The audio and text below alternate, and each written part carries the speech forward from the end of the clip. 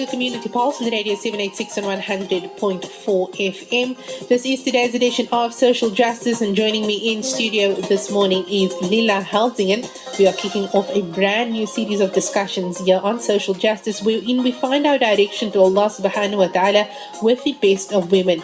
We'll be reflecting on their lives, the roles they've played in society, and how we can learn from and benefit and apply the lessons that they've imparted into our day-to-day doings. Now, we're starting off our discussion with Sayyidina Aasiyah alayhi salam. And just before we went for the break, I posed the question, who is Sayyidina Aasiyah? We can't answer this question without, speaking about who her husband was. And we did that during the first portion of our discussion. And within that discussion, Sister Lillah pointed out the fact that Pharaoh, the Pharaoh of Musa alayhi salam, had a favorite wife by the name of Nefertari, not Nefertiti. No, not Nefertiti, Nefertari. Nefertari. Yes. Nefertari. And she essentially held this, very prominent position within society. So besides the fact that she's of royal lineage, that she's essentially a diplomat and she's very skilled, very well educated, she also holds a very prominent position in terms of religion. Yes. Look, I've been researching this every single day. Mm-hmm. And the more I look at it, the more obvious it is that she was kind of like the female pope back then. Okay. So her support of the pharaoh at the time was extremely important because she had her own authority. Yeah. And women, especially in Egypt in those days, had a lot more position and status. They had a lot more rights than other contemporary women. Mm. But in her position specifically, she was incredibly prominent and highly influential. Okay. So that's why you find, what's interesting, and look, the research is still ongoing, but it's definitely something to consider because what we know about Nefertari is that she just disappeared. Yeah. Some Egyptologists say she just disappeared. Some believe that she got sick. Because apparently she did have a condition, but they find it very mysterious that her story just ends somehow abruptly, and yet she has a tomb. Her tomb in Egypt is like the Sistine Chapel. Okay, it is so beautiful and so detailed. And you actually have to look at it a couple of times. Yeah. So you can actually go onto YouTube and you can actually look up Nefertari's tomb. I think it's in the Valley of the Queen still. Mm-hmm. And it's closed off to the public. So only a few people are allowed to go in. And it's like listening to classical music. The more you listen to it, the more you appreciate it. Mm-hmm. Her tomb is like that artistically. Mm-hmm. The more you see it, the more you appreciate the color and the detail and the fact that this was done, I don't know how many thousands of years ago, and yet it is still so amazingly preserved. Yeah. So what's interesting about her tomb, one lady went in, she's an Egyptologist, and she was so excited, which I can completely understand and imagine. And she looked at all these walls and then she went, interesting, her husband's not here. Because the walls tell a story about her life. Yes. And yet the husband, for some reason, he's omitted from the scene. So she has she has this moment, you watch her getting all excited and then she goes, interesting, the husband's not here. And that should be, that's something that's quite interesting, because I know that when you look at these the paintings that are found in these tombs, they include the full life story of the individual. So I know that at some point you'll even see parents, yes. And then they'll go through these stages. There's marriage, there's children, and those kind of things. And if you take into consideration who her husband was, for him not to appear in especially any of the egotist that he was. Yeah, exactly. So for him not to appear he's got this massive tomb with himself as this big giant. And remember, I did say that she's a little statue. That was the one tomb, his own tomb. Mm-hmm. She came to his knee, and then the Egyptologist joked she's the little woman, hey, yes. But then the other tomb where they show them more kind of in proportion to each other, and she's about a centimeter shorter than him. Mm-hmm. Remember that Rameses II, his body is still preserved as a mummy. It's one of the signs of the Quran. He's about 170. He's 1.7. Okay. Yeah. So now there's this tomb, right? Nefertari, and another person also came and they said, he also made the same observation, he's not here, but that's probably because he would just wanted to dedicate it to her and therefore didn't want to be part of it. I'm just overshadow it. Right, sure, yeah, okay. Okay, that doesn't sound like Rameses II, but anyway. So here's where things get very intriguing. They found the remains of a female, but they found the knees and legs of a female. Okay. That had been broken. Okay. They found the sandals also. They managed to estimate that the length of the female, she would have been about 1.68. Okay. About 2 centimeters shorter than Rameses. Okay. The shoe size is about, they say it's a size 9 UK size. Okay. So she's almost my height. I'm 1.69, so she's about a centimeter shorter than me, and so she would have been about my height. Yeah. So that makes her that much more real, which is incredible. But here's what really fascinates me. The Egyptians were so pedantic about mummies and mummification and preserving bodies. And yes, you did have people robbing graves and breaking, skeletons to get jewelry. That did happen as well. But for a body to be broken that much, and especially if you look at where the legs are broken, they're broken in the same place. Yeah. And that's very intriguing. Okay. Very intriguing. Because why would the legs, so did the tomb robber, did he break the leg in the same place as the other leg? Did he on drop purpose? something on it? Did he drop something heavy on both legs at the same time that they should break in the same place? So that was quite intriguing. According to one article, there are Egyptologists that believe that it's her. Okay. Because before that, they said that they've tested it and they've got samples that prove that it's her. But I've just read one article saying that, and it's fairly recent, because prior to that, a lot of people were kind of hemming and hawing about it. And they said, well, maybe the body just kind of washed in because it was a flood. And I'm just like, okay, but this is like a heavily preserved, like most beautifully preserved tomb that nobody could get. Like, it's being blocked off from the public. Like, how did the flood get in the first place? And then you got some random woman's body in this tomb that is so heavily protected. So what's very interesting is that this particular female, her bones were broken in the same place. And how did Asiyah die? Asiyah had a large rock that was dropped on her. As punishment. Yes. So that's not actually how she died, because her soul left the body before that. But we know that's what happened before to her Allah body. took her soul, there was a big rock that crushed her body. Yeah. And of course, now I'm sitting here looking at the Egyptologists going, okay, that's interesting that you found that. Yeah. And it then begs the question, how many Egyptologists, actually are Muslim and have this Islamic history behind them? Yeah, most of them, the ones that I'm seeing, none of them. So they're oblivious to Quran. Yeah. Just makes it that much more fascinating. Yeah. Because they are confirming so many things and not realizing that they're doing that. Yeah. Especially with Rameses II, they found out that he basically scratched over his father's signature. Yes. And then he plastered his father actually has stories around these pillars. And then he did plaster over them to cover up his father's narrative. Yeah. And because the pillars became weather beaten, the Egyptologists today were able to see that he did that. Yes, because they were able to uncover it. Yeah. That he was basically being false and deceptive. All right. So essentially that is the evidence that Nefertari, could probably be Sayyidina Aasiyah alayhi salam. She could be. Yeah.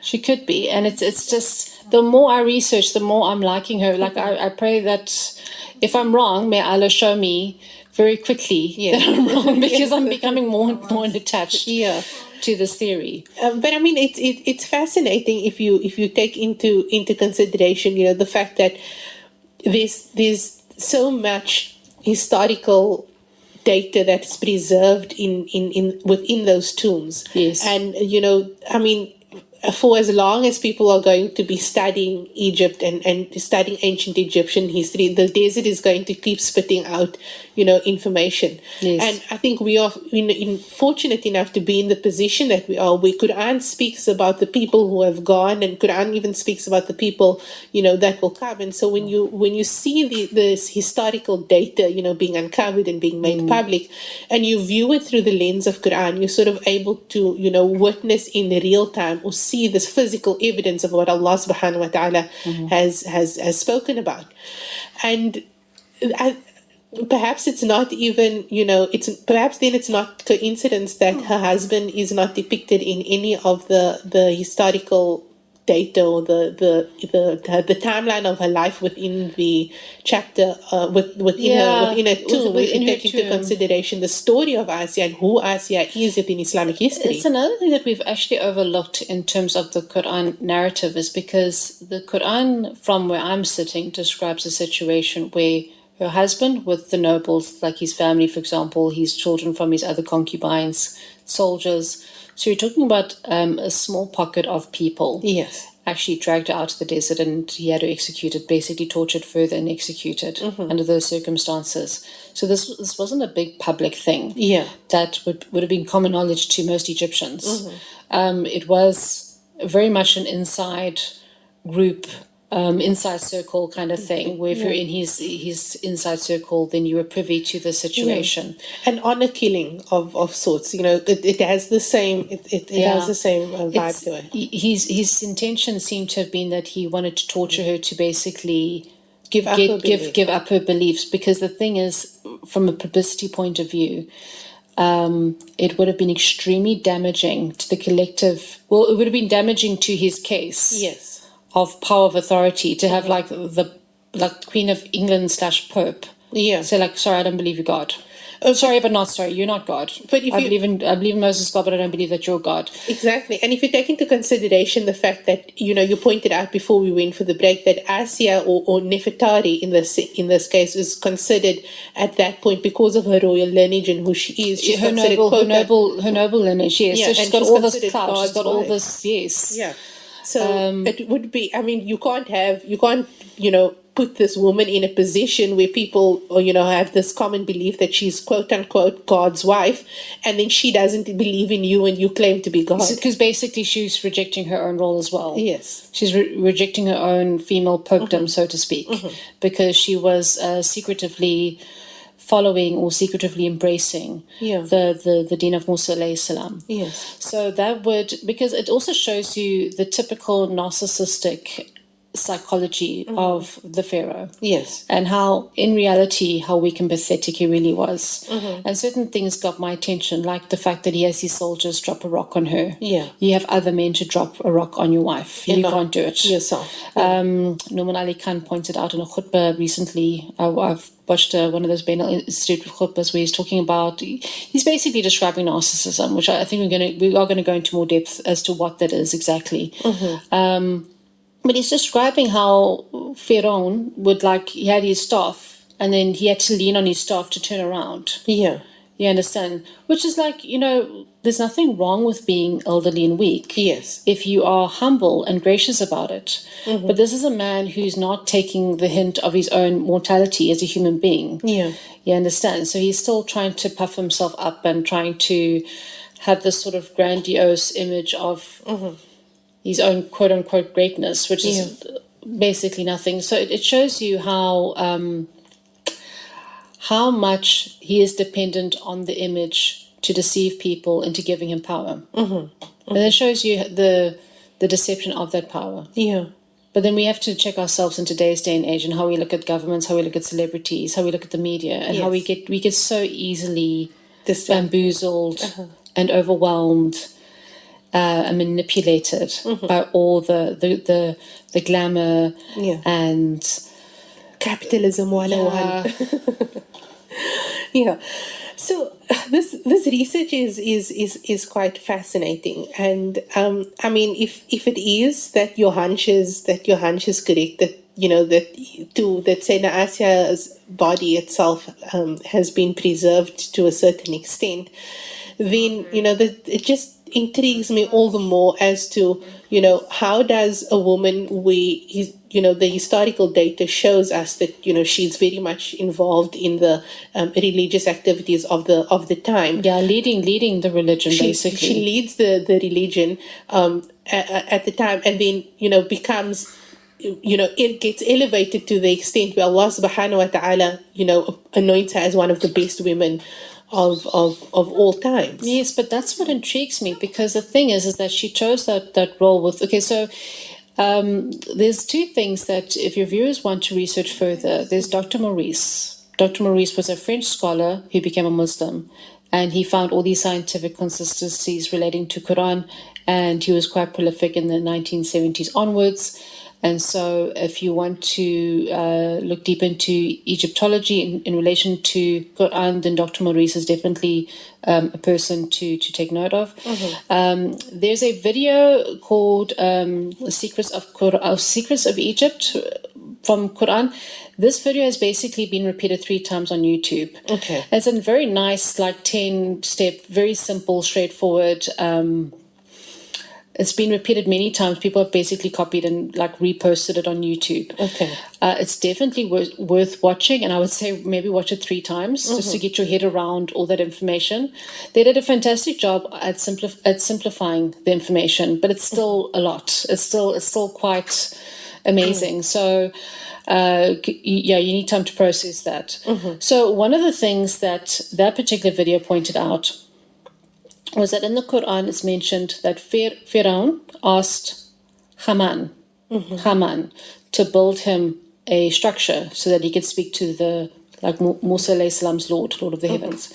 Okay, so what is pointed out in this video is that Haman comes from a word called Hamanamun, which basically I'm just giving you like the very short version, because if you watch this video it goes into much more detail. I'm giving you like the very quick summarized version. Hamanamun is basically, or Hamanama is basically a translation. It is the servant of Amun. Okay. Yes. So they found out, Egyptologists found out in the time of Rameses II, there was a guy who was the chief architect serving in the temple of Amun. Okay. And his name was Hamanamun. Okay. Servant so of they Amun. say, so their theory is that Haman is the Arabicized version of that name. Okay. Of his title. Okay. So Amun was like, they considered, this is in Thebes, so they considered, because remember that by the time you get so Rameses II, he coincides with he's part of the New Kingdom section. Yeah. On the timeline. So you get the Old Kingdom, Middle Kingdom, and the New Kingdom. So by that time, the pharaoh, he had you'll notice he's got like a red hat and the white hat combined, because he became the pharaoh of both the south and the north of the 2 sections of the Niles. And so, but he was mainly based in Thebes, and that's where the cult of Amun was very predominant. Okay. You understand? So that's an interesting consistency that they found. Now, the quote-unquote God's wife, and this has been a consistent theme throughout Egyptian history. Yes. Where the woman of the royal family fulfilled this role. Okay. And so the idea with her is that it's almost as if people, there's a lot, if you read about the different gods, quote unquote, or the different deities, it's a lot of, they change a lot. Like, I actually tend to switch off when it gets to that part of Egyptology, because it's all just, it's fabricated. We, like, as Muslims, we know it's deception. Yes. So it's very hard to, like, okay, this Lord, this one is related to that one, married that one, and then had those children, because it's all just made up, make-believe stuff. Yeah, there's too much inconsistency for us to accept it. But what I can tell you, that's why I'm lousy at reiterating that part of it, because I just wasn't paying attention when they talk about the different quote-unquote gods, because they basically don't exist, so there's no point trying to remember who they are. Yeah. But the thing is that what I can tell you is that the Egyptians had a lot of rivalry. So you had this cult of this one, and that cult of that one, and they all pit that one against that one, and no, my one's bigger than your one, my one's stronger than your one. Yes. So Amun was like basically considered the Lord of the Lords and the God of the gods, and so he was the big one. So he's actually, if you look at, for example, Jupiter, Zeus, Janus of Judaism, that's basically who he was. He falls in that rank. In fact, they're actually inspired from him. Okay. So Jupiter, Zeus, like the main father, quote-unquote, god of the other pagans, was actually inspired by Amun. Okay. All right. So what's interesting about him is that it's almost as if people didn't want to worship so many different gods. They wanted to find like the big one, so they just the main one. Like we want to find the guy that's like the biggest Lord of the Lords. Kind of we don't want to worship. We don't want to scatter around all these other funny little deities and fictional characters. We want to like find the big one, the biggest one. So that's what happened. So in Egypt, that was trending for a while. Like people were gravitating towards Amun, but with the intention of looking for. As we do as humans. I'm looking for the Lord of the Lords. Yes. Well, not even Lord of the Lords, just the Lord. Yes. Like the biggest, Allahu Akbar. Like they're looking for the Creator. The Creator. Yeah. So it's almost as if there is already that inclination or that interest. Because I studied a lot of Druidism. Yes. Before, so I was a Catholic, and then I became a Muslim in 2009. And so I studied a lot about Druidism and how the early Christians were actually Druidic priests and priestesses. Okay. But they gravitated towards Christianity for a reason. Right. You understand? It's almost like they were looking for. Yeah. They were looking for. They had that monotheistic inclination. Yeah. And I think everybody has that to a certain extent. I mean, I think we sort of taught that is our fitra as human beings. You know, everybody is born with this inclination to seek, you know, Allah subhanahu wa ta'ala, but it is up to the parent, you know, to sort of inform the child how to whenever you speak to a revert from whether the revert's coming from Hinduism, Christianity, atheism, you'll always find that reverts will say, I was like in myself. Yes. I had this inclination already. I was drawn to a more monotheistic inclination. Yeah. So that's what intrigues me about Nefertari's case is that there seems to have already been this inclination, not just with her, but with the people in general. There seems to be this interest of gravitating to one God. One God. Yeah. Yeah. And so this, Allahu Alam. Yeah. So this, of course, you know, sets then the stage for you know, Allah subhanahu wa ta'ala sending Musa to this particular nation, because as you point out, they have this inclination, and they you know, they sort of forsake the other gods, and they go to this individual who has proclaimed or has perhaps been put on a pedestal by his people, to say that, okay, we recognize you to be the ultimate, you know, authority. And so that ultimate much, supreme being, yes, that's what they were looking for. Yeah, so that very much sets the stage for you know, Allah subhanahu wa ta'ala sending this prophet of his to go and guide and guide these people. Yes. And you know, of course, Asiyah also has a role to play in you know, ensuring that that particular prophet of Allah subhanahu wa ta'ala is able to, you know, grow from infancy and to take up a position within society, because we're all very well aware of the fact that, you know, that the Pharaoh of the time, Rameses II, was killing off boy children. Yeah. And that also shows you her authority, the fact that he couldn't kill that child. Yes. Because she found him. Yes. Because she has that clout. She has that leverage. She's that important. Yes. So it's definitely going to be a very, very interesting couple of months. I think, Lillah, just in the last couple of minutes or the last 2 minutes that we have left of our time together, just in terms of, you know, what's to come over the next couple of weeks and the different facets of Sayyidina Aasiyah that we're going to be exploring over the next couple of weeks. Okay, so next week, inshallah, we'll be talking more about her protective role over Musa alayhi salam. And we'll be looking at, so basically there's a belief that she was barren, that she couldn't have children. And so as a woman, if you can't have children because society tells you that, you know, if you have a womb, what is the womb for? But we are maternal beings, and it's very important that we embrace that about ourselves, whether we can have children or not. We're maternal beings, and so next week, inshallah, we'll be discussing that in more depth and detail, and then the week after, we'll be dealing more with her being in that position of being tortured and abused, and what we can learn from that as well. Certainly. Inshallah. So, Lillah, shukran so much for joining me this morning. For having me. It's an absolute pleasure to have you in Syria, and I look forward to the next couple of weeks, or the next couple of months, actually. Inshallah. Inshallah. So until next week, you take care. Assalamu alaikum wa rahmatullahi wa barakatuh. Assalamu alaikum wa rahmatullahi wa barakatuh. Abadi wa assalamu alaikum wa rahmatullahi wa barakatuh.